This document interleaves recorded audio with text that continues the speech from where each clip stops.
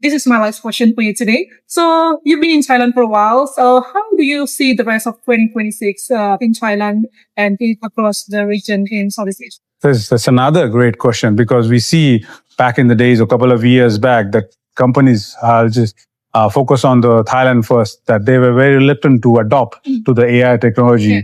And basically, a lot of people used to ask us this question that, okay, AI is going to replace the human. So are you going to make us fire our workforce at the moment? Yeah. But I just wanted to make it clear that the AI or all these AI tools in the market is not to replace the human. They are there to increase the performance. So we also came up with the same thought that we are going to help the organization to increase their performance, the productivity, you call it as.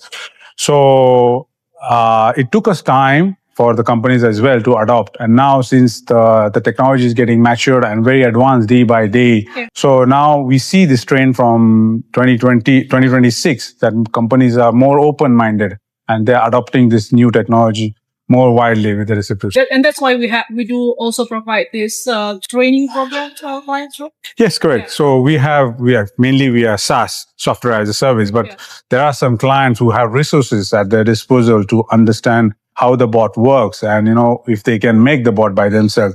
And in order to facilitate their agile requirement, we have PaaS also, platform as a service. So we provide a platform and a training to their team for 6 months, and we enable them to create any number of bots with the talents and voice talent and everything. So they can do all sort of settings and all, and then deploy in no time for outbound specifically. Okay.